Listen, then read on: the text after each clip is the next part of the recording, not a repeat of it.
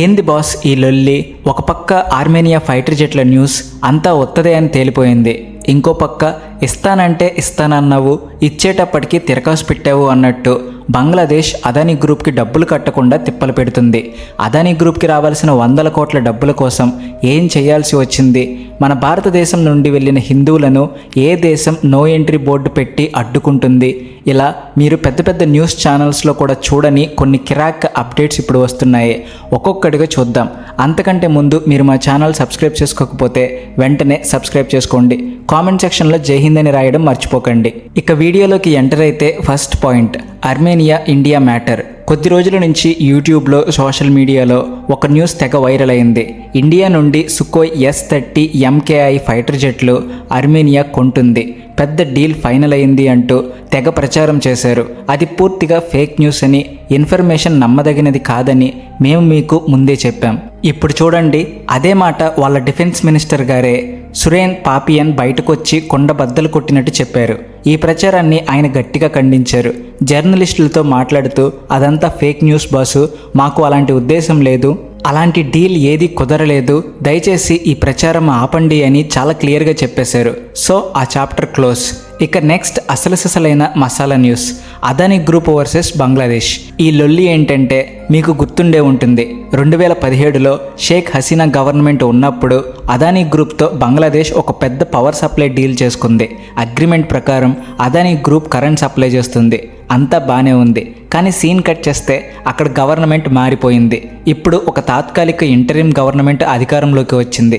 వీళ్ళు అధికారంలోకి రాగానే మేము డబ్బులు కట్టమని బ్లేడ్ పట్టుకున్నారు. అంటే అదానీ సరఫరా చేసిన కరెంటుకు బిల్లులు ఆపేశారు, కొన్ని బకాయిలు ఇచ్చారు. కానీ ఇంకా దాదాపు $800 మిలియన్ పెండింగ్లోనే ఉన్నాయి.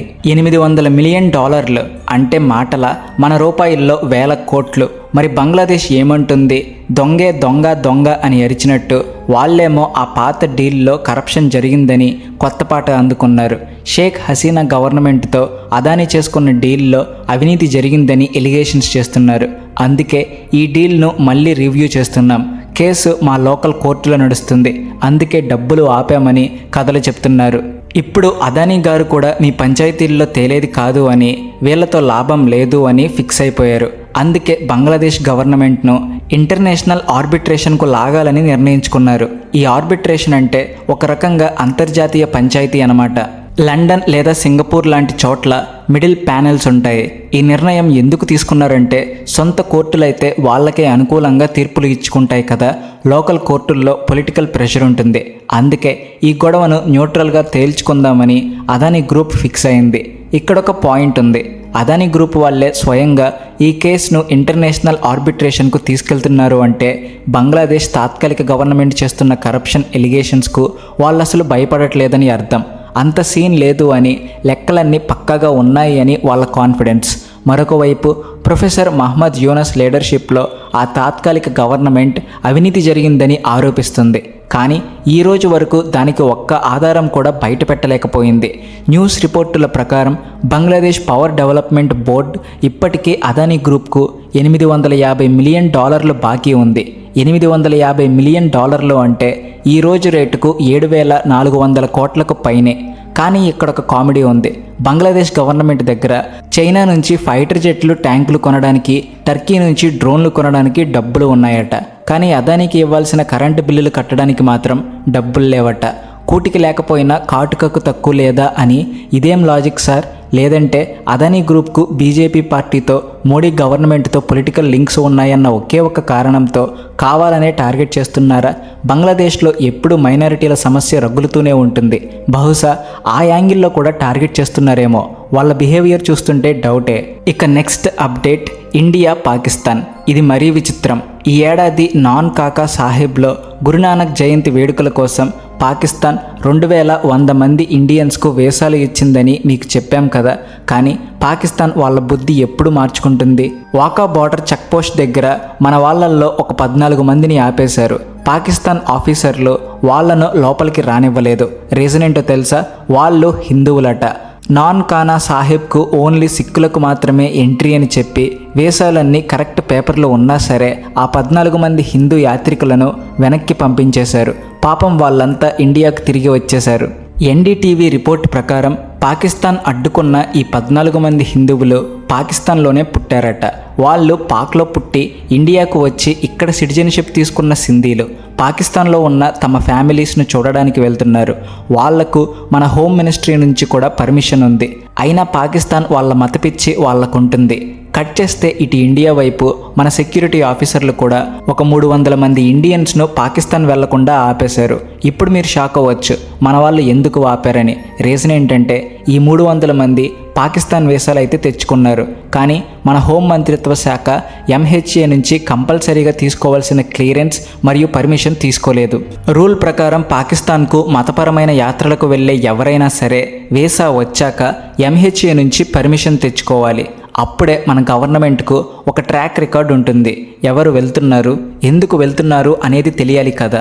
అందుకు ఈ 300 మంది డైరెక్ట్గా వీసాలు తెచ్చుకున్నారు, కానీ MHA పర్మిషన్ తీసుకోలేదు. అందుకే మన ఆఫీసర్లు వాళ్ళను బార్డర్ దాటనివ్వలేదు. ఇప్పుడు చాలామంది సిక్కు భక్తులు ఈ MHA పర్మిషన్ రూల్ను తప్పుపడుతున్నారు. కానీ పహల్గామ్ దాడి లాంటివి జరిగిన తర్వాత మన గవర్నమెంట్ పంజాబ్ సెక్యూరిటీ విషయంలో చాలా అలర్ట్గా ఉంది. ఒక్కసారి దెబ్బ తగిలాక పెరుగును కూడా ఊది తాగాలి అన్నట్టు ఎంతో జాగ్రత్త పడుతూ ఉన్నాం. చేతులు కాలాక ఆకులు పట్టుకున్నట్టు కాకుండా ముందు జాగ్రత్త చర్యలు తీసుకుంటున్నారు. అందుకే ఈ MHA కండిషన్ పెట్టారు. ఈ కండిషన్ పెట్టడం సరైందే అని మీరు అనుకుంటున్నారా? అవునా కాదా? దయచేసి కింద కామెంట్స్లో మీ అభిప్రాయం చెప్పండి. ఇక ఫాస్ట్గా కొన్ని క్విక్ అప్డేట్స్ చూద్దాం. ఒకటి, మన వాణిజ్య మంత్రి పీయూష్ గోయల్ గారు న్యూజిలాండ్ వెళ్ళారు. అక్కడ న్యూజిలాండ్తో ఫ్రీ ట్రేడ్ అగ్రిమెంట్ FTA కోసం చర్చలు జరుపుతూ ఉన్నారు. 2, మన విదేశాంగ మంత్రి జైశంకర్ గారు వచ్చే వారం కెనడాను విజిట్ చేయబోతున్నారు. నవంబర్ 11, 12 తేదీల్లో కెనడాలో G7 ఫారిన్ మినిస్టర్ల మీటింగ్ జరగనుంది. ఈ మీటింగ్కు కెనడా మన జైశంకర్ గారిని కూడా ఇన్వైట్ చేసింది. 3, జాకీర్ నాయక్ ఇండియా నుంచి పారిపోయి మలేషియాలో ఉన్నాడు కదా, అతన్ని బంగ్లాదేశ్లోని కొన్ని రాడికల్ సంస్థలు ఇస్లాం గురించి చెప్పడానికి బంగ్లాదేశ్కు పిలిచాయి. అతను నవంబర్ 28 నుంచి నెల రోజుల పాటు స్పీచ్లు ఇవ్వాల్సింది. ఇండియాకు ఈ విషయం తెలియగానే బంగ్లాదేశ్ గవర్నమెంట్ మీద ప్రెషర్ పెట్టింది. ఇప్పుడు బంగ్లాదేశ్ గవర్నమెంట్ అకస్మాత్తుగా తన డెసిషన్ మార్చుకుంది. అయ్యో, ఇప్పుడు ఎలక్షన్ టైం, సెక్యూరిటీ ప్రాబ్లం, జనం ఎక్కువగా వస్తారు, మేము హ్యాండిల్ చేయలేమని చెప్పి పర్మిషన్ను క్యాన్సిల్ చేసింది. పాత రోత కొత్త చింత అన్నట్టు 2016 ఢాకా అటాక్ టెర్రరిస్టులు జాకీర్ నాయక్ స్పీచ్లో వల్లే ప్రేరణ పొందామని చెప్పారు. అప్పుడు షేక్ హసీనా గవర్నమెంట్ అతన్ని బ్యాన్ చేసింది. కానీ ఈ కొత్త తాత్కాలిక గవర్నమెంట్ మళ్ళీ పిలిచింది. ఇప్పుడు ఇండియా దెబ్బకు మళ్ళీ వెనక్కి తగ్గింది. 4, మన మిలిటరీ రీసెంట్గా పాకిస్తాన్ సరిహద్దులో 3 సేవ ఆర్మీ, నేవీ, ఎయిర్ ఫోర్స్ విన్యాసం అంటే ఒక పెద్ద ఎక్సర్సైజ్ చేసింది. ఇప్పుడు లేటెస్ట్గా ఇటు చూశారు కదా, ఇటు కూడా చూడండి అన్నట్టు చైనా సరిహద్దులో అరుణాచల్ ప్రదేశ్ని మెచ్చుక మరో పెద్ద త్రాయి సైనిక విన్యాసం స్టార్ట్ చేయబోతుంది. దీనికి పూర్వీ ప్రచండ్ ప్రహార్ అని పేరు పెట్టారు. అంటే అటు పాకిస్తాన్ ఇటు చైనా ఇద్దరికీ ఒకేసారి ఫుల్ క్లారిటీ ఇస్తున్నామన్నమాట. చూశారుగా, ఈ జియో పాలిటిక్స్ ప్రతి 24 గంటలకు మారిపోతున్నాయి. కొన్ని దేశాలు మాట మారుస్తున్నాయి, మరికొన్ని బ్లాక్మెయిల్ చేస్తున్నాయి. ఒకరిని మించి ఒకరు పై చేయి సాధించాలని ఎత్తుకు పైవెత్తు వేస్తూ నానా లొల్లి చేస్తున్నారు. వీటన్నిటి మధ్య ఇండియా ఏ దేశం కన్నా వెనకబడకూడదని మోడీ గవర్నమెంట్ కంటిన్యూస్గా ప్రయత్నాలు చేస్తుంది. ఇండియా విదేశాంగ విధానం, డిఫెన్స్, న్యూస్, ఎకానమీ, ప్రపంచ వ్యవహారాల గురించి కరెక్ట్ అనాలిసిస్ ఇవ్వడమే మా ఛానల్ ఇండియన్ అఫైర్స్ లక్ష్యం. మీ సపోర్ట్ లేకపోతే మీ మిషన్ అసంపూర్ణం. మీరు కూడా ఇలాంటి ఇంటర్నేషనల్ అండ్ పొలిటికల్ ఇన్ఫర్మేషన్ పొందాలంటే దయచేసి ఈ వీడియోని లైక్ చేయండి, మరికొంతమందికి షేర్ చేయండి.